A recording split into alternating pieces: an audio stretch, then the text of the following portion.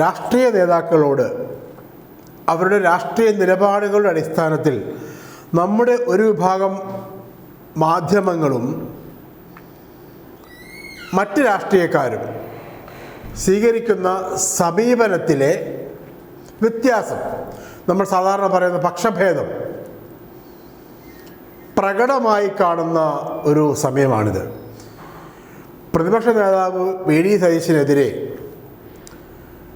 CBI അന്വേഷണത്തിന്, പുനർജനിയുമായി ബന്ധപ്പെട്ട സാമ്പത്തിക ഇടപാട് കേസിൽ CBI അന്വേഷണത്തിന് വിജിലൻസ് ശുപാർശ കൊടുത്തിട്ട് 1 വർഷത്തോളമായി. ഇതുവരെ ആ വിഷയത്തിൽ സംസ്ഥാന സർക്കാർ അല്ലെങ്കിൽ മുഖ്യമന്ത്രി പിണറായി വിജയൻ തീരുമാനമെടുത്തിട്ടുമില്ല. പക്ഷേ CBI അന്വേഷണ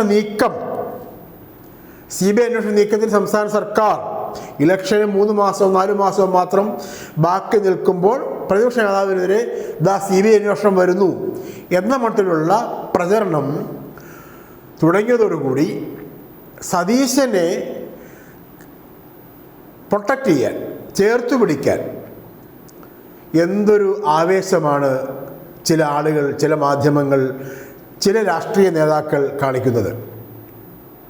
സതീശനെ പൊതിഞ്ഞു പിടിക്കുകയാണ്. സതീശനെ, വി ഡി സതീശൻ എന്ന പ്രതിപക്ഷ നേതാവിനെ മുഖ്യമന്ത്രി പിണറായി വിജയനും ഈ സർക്കാരും ചേർന്ന് എന്തോ നീതിരഹിതമായി ചെയ്യാൻ പോകുന്നു എന്ന മട്ടിലുള്ള പ്രചരണം. യഥാർത്ഥത്തിൽ അത് നുണയാണല്ലോ.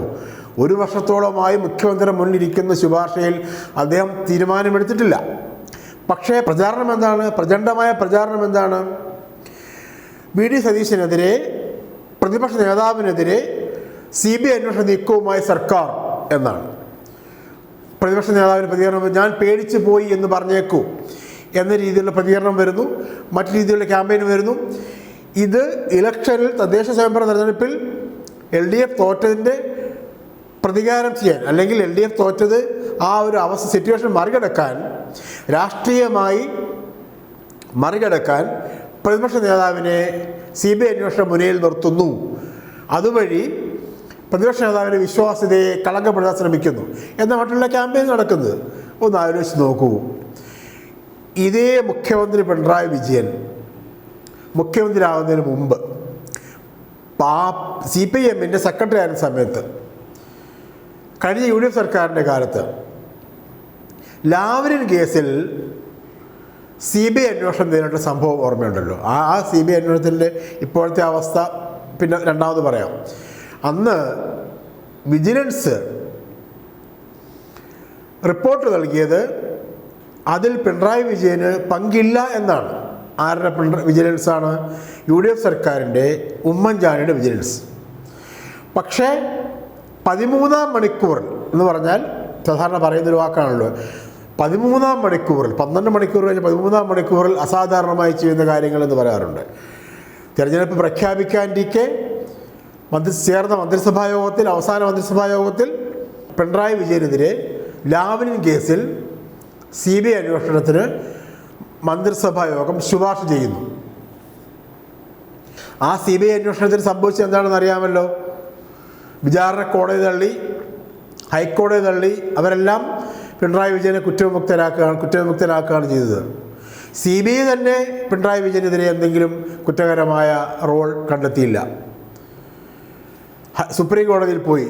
സുപ്രീം കോടതി CBIയോട് കൂടുതൽ തെളിവുകൾ എന്തെങ്കിലും ഉണ്ടെങ്കിൽ കൊണ്ടുവരാൻ പറഞ്ഞിരിക്കുകയാണ്. CBIയെ കൊണ്ട് ഈ കേസിൽ പിണറായി വിജയനെ ശിക്ഷിപ്പിച്ച് CBIയെ കൊണ്ട് കുറ്റക്കാരനാക്കിയേ പറ്റൂ. സുപ്രീം കോടതിയെ കൊണ്ട് ശിക്ഷിപ്പിച്ചേ പറ്റൂ. പിണറായി വിജയനെ കളങ്കിതനാക്കി ലാവ്ലിൻ കേസിൽ പിണറായി കുറ്റക്കാരൻ എന്നൊരു 8 കോളം തലക്കെട്ടോ ബ്രേക്കിംഗ് ന്യൂസോ ഇടാൻ വേണ്ടി ഇങ്ങനെ വ്യഗ്രത പോണ്ടിരിക്കുകയാണ് ചില ആളുകൾ. അതൊന്നും നടപ്പായില്ല.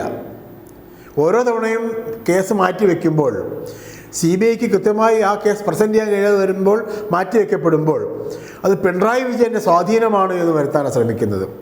നമ്മൾ പറഞ്ഞു വന്നത്, ഉമ്മൻചാണ്ടി സർക്കാർ അന്ന് അസാധാരണമായ തിടുക്കത്തോടെ പിണറായി വിജയനെതിരെ CBI അന്വേഷണം ശുപാർശ ചെയ്യുകയും തുടർന്ന് അതിൻ്റെ ഓരോ നാൾ വഴികളിലും പിണറായി വിജയൻ എന്ന പൊതുപ്രവർത്തകനെ, രാഷ്ട്രീയ നേതാവിനെ നമ്മുടെ മാധ്യമങ്ങളും CPM വിരുദ്ധ പിണറായി വിരുദ്ധ രാഷ്ട്രീയക്കാരും വേട്ടയാടിയത് കേരളത്തിൽ സമാനമായ മറ്റൊരു സംഭവമില്ലാത്ത വിധമാണ്.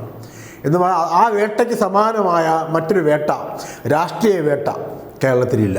അത്രയ്ക്ക് മാരകമായ പ്രഹരശേഷിയോടുകൂടിയാണ് പിണറായി വിജയൻ എന്ന രാഷ്ട്രീയ നേതാവിനെ, പൊതുപ്രവർത്തകനെ വേട്ടയാടിയത്, ഇപ്പോഴും വേട്ടയാടിക്കൊണ്ടിരിക്കുന്നത്.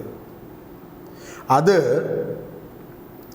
ഇപ്പോഴും പ്രതിപക്ഷ നേതാവിൻ്റെ VD സതീശൻ്റെ ഈ ഇഷ്യൂ വന്നപ്പോൾ, പുനർജനി വിഷയം, അതിൽ CBI അന്വേഷണത്തിലുള്ള ശുപാർശ തീരുമാനമെടുത്തിട്ടില്ല എന്ന് ആദ്യം പറഞ്ഞു കഴിഞ്ഞു.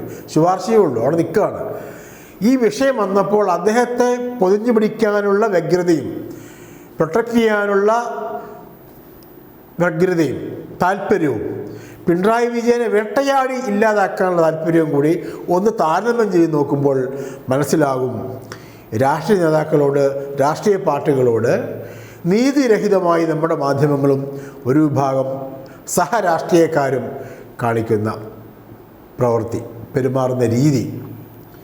ഒരു വചനമുണ്ട്, ഒരു മഹത് വ്യക്തിയുടെ വചനം: നിങ്ങൾക്ക് ഒരാളോടുള്ള പക അയാളോട് അനീതി ചെയ്യാൻ കാരണമായിക്കൂടാ. പക്ഷേ പിണറായി വിജയൻ എന്ന രാഷ്ട്രീയ നേതാവിനോടുള്ള പക, വിദ്വേഷം, അദ്ദേഹം പ്രതിനിധാനം ചെയ്യുന്ന രാഷ്ട്രീയ ആശയത്തോടുള്ള വിയോജിപ്പ്, അദ്ദേഹത്തെ ഇല്ലാതാക്കാൻ, രാഷ്ട്രീയമായി ഇല്ലാതാക്കാനുള്ള ശ്രമമായി, അനീതിയായി മാറ്റുകയാണ് ഒരു വിഭാഗം മാധ്യമങ്ങളും സഹരാഷ്ട്രീയക്കാരും ചെയ്തത്. അത് കേരള രാഷ്ട്രീയത്തിൽ തുല്യതയില്ലാത്ത കടന്നാക്രമണങ്ങളുടെ മുൻനിരയിൽ ഇപ്പോഴും നിൽക്കുകയാണ്. അത് ഇപ്പോൾ പറയാൻ കാര്യം VD സതീശൻ്റെ പുനർജനി കേസിൽ അദ്ദേഹത്തെ നേരത്തെ പറഞ്ഞതുപോലെ ചേർത്ത് പിടിച്ച് വാത്സല്യത്തോടെ ഒന്നുമില്ല സതീശനൊന്നുമില്ല, പേടിക്കണ്ട, സതീശൻ നിരപരാധിയാണ് എന്ന് പറഞ്ഞ് കേസ് അന്വേഷണം വരുന്നതിന് മുമ്പേ തന്നെ വിധി പ്രഖ്യാപിക്കാനുള്ള ചില ആളുകളുടെയും ചില കേന്ദ്രങ്ങളുടെയും വ്യഗ്രത കണ്ടപ്പോഴാണ്. പിണറായി വിജയന് ഈ പറഞ്ഞ ആളുകളുടെ ഒരു തരത്തിലുള്ള സംരക്ഷണവും ചേർത്തുപിടിക്കലും ഒന്നുമില്ലാതെ തന്നെ കേരളത്തിൻ്റെ സാമൂഹിക ജീവിതത്തിൽ വലിയ ഇടം നേടാൻ കഴിഞ്ഞു. അത് മുഖ്യമന്ത്രി എന്ന വലിയ പദവിയുടെ ഇടം മാത്രമല്ല, അത് കേരളീയ സമൂഹത്തിൻ്റെ ഉള്ളിൽ രാഷ്ട്രീയത്തിനും മതത്തിനും ജാതിക്കും മറ്റെല്ലാ തരത്തിലുള്ള വിഭാഗീയതകൾക്കും അതീതമായി നേടാൻ കഴിഞ്ഞ ഇടമാണ്. കഴിഞ്ഞ 10 വർഷമായി കേരളത്തെ ഒരുപാട് പ്രതിസന്ധികളുടെ കാലത്ത് നയിച്ച മുഖ്യമന്ത്രി എന്ന നിലയിൽ, ഭരണാധികാരി എന്ന നിലയിൽ കേരളത്തിൻ്റെ സാമൂഹിക ജീവിതത്തിൽ എല്ലാ കാലത്തേക്കുമായി, കേരളമുള്ള എല്ലാ കാലത്തേക്കും, മുഴുവൻ കാലത്തേക്കുമായി അദ്ദേഹം പതിപ്പിച്ച മുദ്ര അവിടെ തന്നെ ഉണ്ടാവും. പക്ഷേ അദ്ദേഹത്തെ വേട്ടയാടാൻ, ഇല്ലാതാക്കാൻ ശ്രമിച്ചവർ ഇപ്പോൾ പ്രതിപക്ഷ നേതാവിനോട് കാണിക്കുന്ന അനുഭാവവും അനുതാപവും കാണുമ്പോൾ ഇത്ര എങ്കിലും വസ്തുതാപരമായ കാര്യങ്ങൾ, ചരിത്രത്തിൻ്റെ ഭാഗമായ കാര്യങ്ങൾ പറയാതെ നമ്മൾ കടന്നു വയ്ക്കൂട. അതുകൊണ്ടാണ് പറയുന്നത്. നന്ദി, നമസ്കാരം.